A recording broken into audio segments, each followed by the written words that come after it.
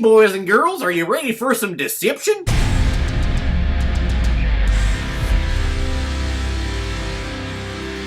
Lone Star Deception, theatrically released in 2019, is going to be hitting digital platforms on March 24th, 2020. All the way from Tri-Coast Worldwide, they reached out to me and provided it to me for a screener so I can do an early release. This is like my 4th or 5th movie screener.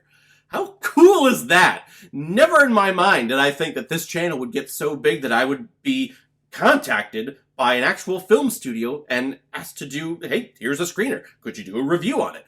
It is amazing, and I am so grateful to Tri-Coast for reaching out to me. Thank you all so much. You've made this little dream of this little tiny boy who just wants to talk about movies a reality. And you know how to market to me oh so well because you pitched this movie starring Eric Roberts, who is an Academy Award nominated actor and was also in the film The Dark Knight. My favorite film of all time, he played Maroney, the gangster who always unbuttoned his shirt a little too much. And it's also starring Anthony Ray Parker, who I know from films like The Matrix. He was Dozer in that film, and he was also in the movie The Marine. Stuart Sagal is leading in the race for governor of Texas, but a fling with a prostitute threatens to derail his campaign. His biggest supporter, his uncle Bill Sagal, has a plan that puts a second candidate, Tim Bay, into play, and Tim finds himself as the first black candidate for governor in Texas history. Thrust into circumstances he never understands nor controls, Tim weaves his way past assassination attempts and faces his own demons as he has to decide to quit the race, ride a wave to the State House, or die trying. It's a political thriller.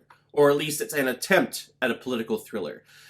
A lot of the circumstances and situations here in this film, I feel were a little blown out of proportion. Let's start off with the positives of this film. Of course, the positives that I find with this movie has to be Eric Roberts. Whenever the man is on screen, he commands your attention. He seems so natural in every role that he takes on, and he seems very natural here as this multi-billion-dollar owning oil company dude who apparently has a huge hand in determining who is going to be the next governor of Texas, which you'd like to think that that doesn't happen in real life. You know, the people, they vote, and they're the ones that choose, but in all actuality, no, it's whoever has the biggest budget and whoever can spend the most on campaigning and shit like that. So I buy his character and I buy his premise. And I guess he's supposed to be the big villain of this film. I wasn't really getting villainous vibes from him at all. Guess we'll talk about that a little bit later. And also Anthony Ray Parker. I think he does a fine job with what he's given. I feel though he's hindered by something that he cannot control. And that is his amazing, deep, dark, and just commanding voice. He has a voice that talks like this, and when he's delivering presidential speeches, he sounds like this. I'm not exaggerating. That is exactly how he sounds. Just a couple of pitches lower than Adam Driver. Hello, I'm Adam Driver, and I'm a serious actor. I'm Anthony Ray Parker, and I approve this message. It's his voice. It was taking me out of the film just constantly, whenever he was talking, which I feel bad because emotionally I felt that he was connected with his character. I was emotionally invested in him, but whenever he talked, it just brought me out of it. His voice would just be perfect for the animated world. Like if the DC animated universe was ever to do an Infinite Crisis film, his voice would be perfect as Brother Eye. Oh my god, now that I said that, I want that so bad now. Brother Eye and Superboy Prime in there? Yeah. Back to the review. Sadly though, these two performances are really the only thing that I was really enjoying about this film. And also the message. I could get behind the message and the value that this film was trying to promote. That the American people are looking for heroes to look up to in political offices. Not just 100% politicians or businessmen or anything like that. We want someone with a noble mindset and heroic passion to do what is right. That's who we need to back. And that is Anthony Ray Parker's character here. He's a war veteran who doesn't want to exploit his dealings overseas. But everyone's telling him, no, you need to tell those stories. We need to hear them. We the people, we want to get behind someone. We want someone that's courageous and has been on the front lines. We want to back them. So I'll get behind that message too.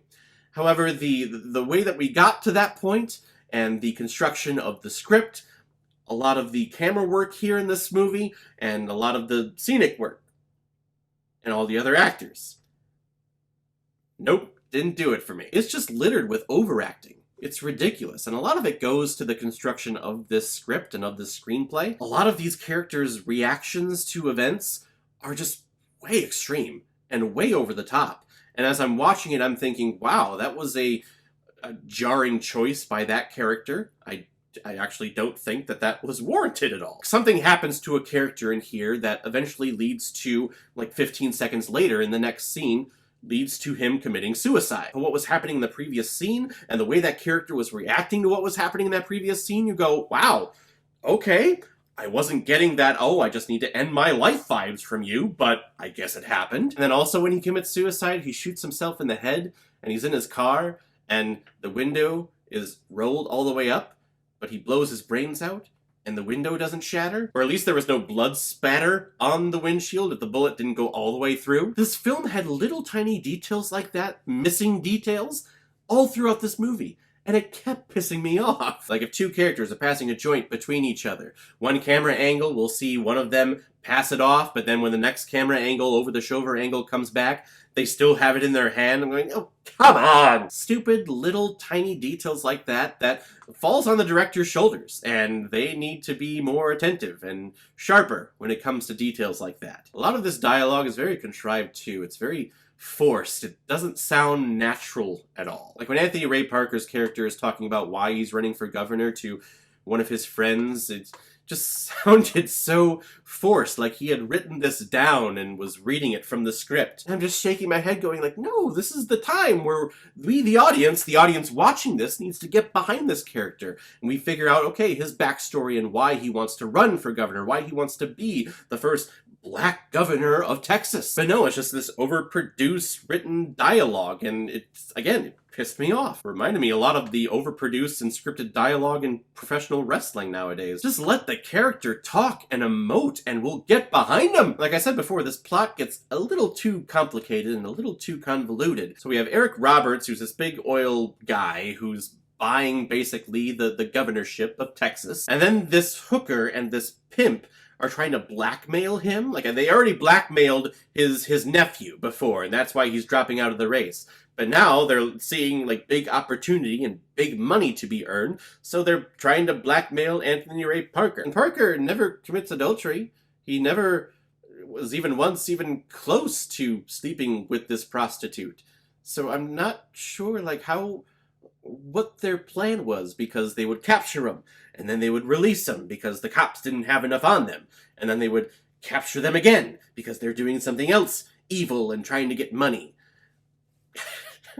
I'm just not following it. Just trying to connect the dots, like, what is your big beef? And then apparently, like, a brother-in-law comes in, and that's the connection.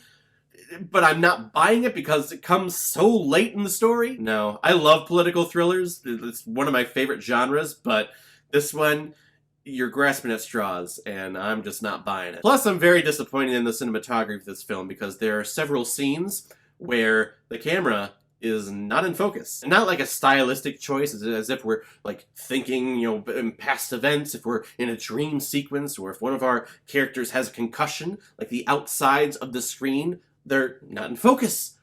And it looks like shit. And it wasn't just once, it happened several times. And I'm just sitting there watching it going, wow, oh my god. Like, I've never directed a film before, but I would think that that's like directing 101. Is make sure your goddamn camera is in focus. As the film went on and on and on, I just got more disappointed as it went. And I was disappointed that I was disappointed, which sucks. I love getting these movie screeners, but I think we're batting 50% here. This one I was not a fan of, and very disappointed. If you are going to watch this on any of the streaming services, I would say definitely rent it if you are curious. We do have some pretty good performances here from Eric Roberts and Anthony Ray Parker, if you're interested in just seeing them perform in kind of an indie, self-funded film. But other than that, you're not missing anything special. I'm going to give Lone Star Deception 2 out of 5 Blu-rays. Alright everyone, now comes my favorite part of my videos where I pick which movie I'm going to be watching next. The next one is a recommendation from actually a couple of people. Before Parasite came along, this was my most recommended film, and it comes from KHL, Yang Wan, and Rusted Beetle again. All three of you recommended The Host. I was so pleased with Parasite a few weeks ago, and with director Bong Joon-ho, that I gotta return. I gotta return to his work, gotta return to South Korea, and everyone's recommending this film. I've heard great things about it, and just reading up on it, nothing but great reviews. My expectations are pretty high, and South Korean pictures are just absolutely stellar. I think I've not liked just one South Korean picture since I've started this movie review channel. So I'm excited to check that one out. Thank you very much for the recommendation, guys. If any of you have recommendations of films that you want me to review on here, leave your recommendation below this video, or go to my Facebook page, my Instagram, or my Twitter, leave your recommendation there. And if I have access to it, I will watch, review it, and give you a shout on the channel. So guys, are you going to see Lone Star Deception? Or if it's after it's been released already, have you picked it up and watched it? What did you think about it? Please comment below, let me know what you thought. And if you like what you saw here, if you like my take on movies, then hit the subscribe button. It helps me out with growing this channel and growing this community. Friends, family members, people on the street, complete strangers, send them over here. Tell them to hit the subscribe button and hit that bell so they know the next time my review is coming out. So guys, I will see you next time with my review of The Host. So in the meantime, be well, be good to each other, and go watch a movie. Take care, guys.